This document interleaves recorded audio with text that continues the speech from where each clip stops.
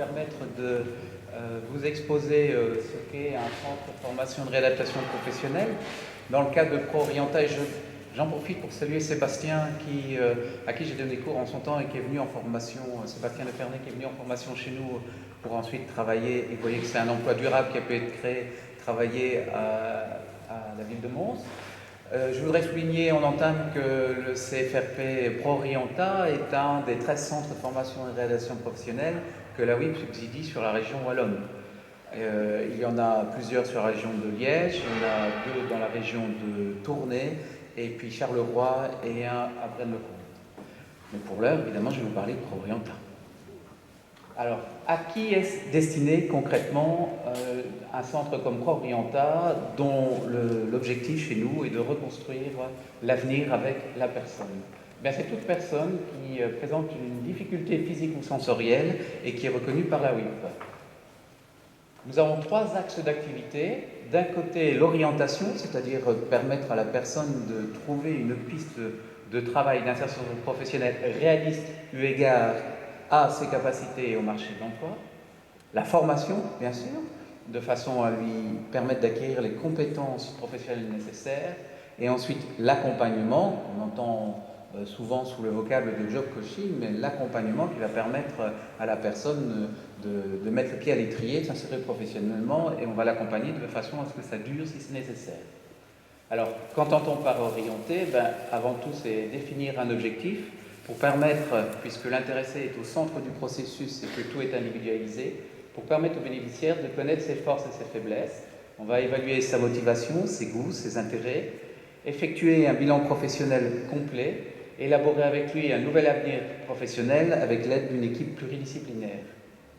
Qu'entend-on par former? C'est construire l'avenir professionnel du bénéficiaire, c'est apprendre le métier ou réapprendre l'ancien métier, mais qu'il n'a peut-être pas exercé, le mettre à niveau, le mettre à jour, combler les failles et les faiblesses qu'il présente, lui permettre, c'est très important, de retrouver une estime de soi pour qu'il puisse se réinsérer professionnellement au mieux, développer en fonction de ses capacités. Vous voyez que je parle toujours de capacités, on parle de ce qu'il sait encore faire, et on va développer de nouvelles compétences.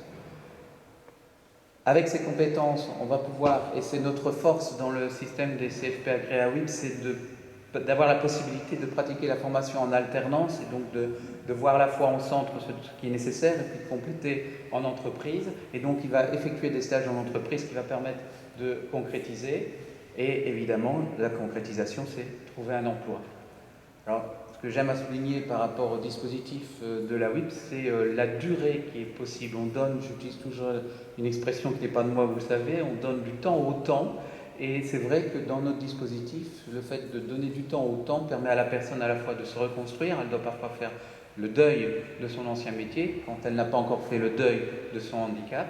Et donc, on a besoin de temps pour ça, et il faut parfois beaucoup de temps pour réorienter correctement la personne.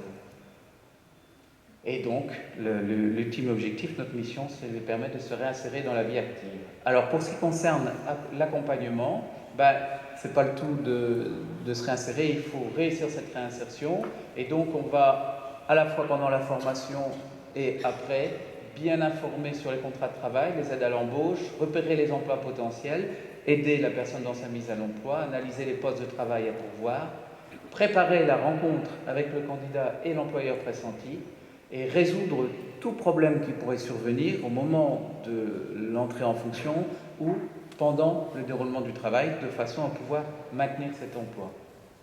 Dans la pratique, ça fait un peu gare de triage, mais on a différents modules de formation qui vont de ce qu'on appelle le jargon l'API, la période d'émergence d'information. On a un module de remobilisation, et puis des modules de formation dans les métiers du tertiaire, de l'industrie, du multimédia. Et vous voyez qu'en définitive, quelle que soit la porte d'entrée, en porte de sortie, il y a le stage de façon à pouvoir concrétiser l'emploi. Alors, orienter, je vous ai dit, période d'émergence et d'insertion, l'API. On a 3 mois pour définir un projet professionnel réaliste et cohérent, faire le point des compétences, découvrir des nouveaux métiers, effectuer des stages en entreprise.